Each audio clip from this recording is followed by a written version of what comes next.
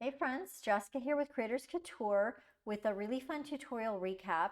So this tutorial was really fun and really full of some good tips if you love to create pearlescent, iridescent sort of effects. And there was a lot of mixer brush tips that I tucked into this tutorial.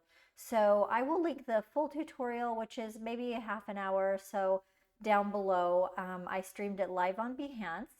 And if you're a Behance subscriber, you can get all of the tutorial resources that I use to create this little illustration, the shell illustration. And you can get some ideas for your own projects. You don't need to illustrate a shell.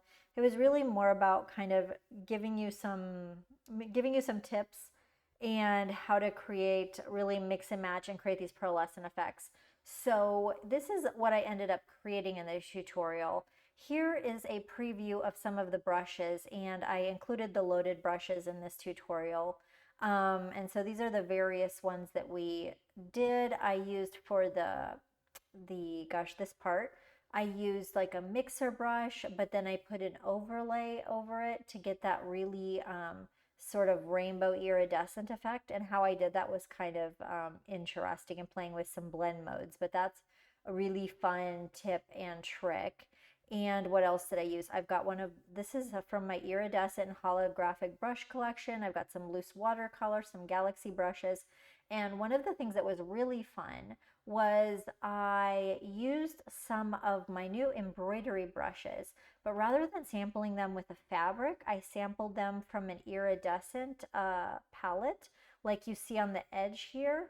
And it created this really cool sort of iridescent stitch effect that I thought was super useful and super cool. And here's some of the pearlescent palettes that I made. Even we did a little detour and had some fun with the Adobe Capture plugin. And it was really fun to see these different really cool patterns that we made with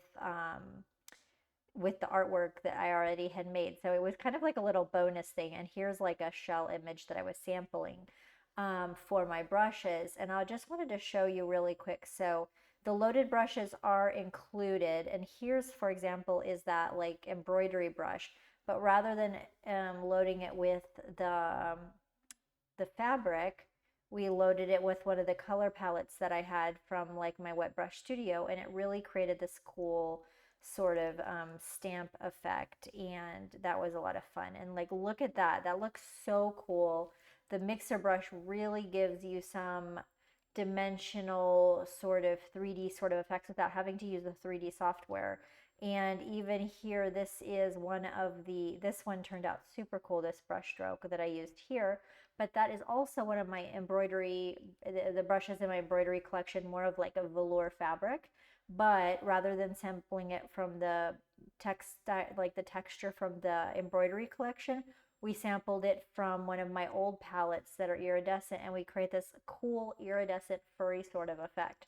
So if you want to see all of the tips and tricks, check out the tutorial down below and let me know if you have any questions. And also, you can become a subscriber on Behance to get all of my tutorial resources that I use to create this. So it's really fun, especially when you're a subscriber. It's really fun because a lot of times I'll have the loaded brushes so that you don't have to go hunt them up in your brush collection, even if you already have my brushes. So I will see you guys on the next tutorial and next tutorial recap.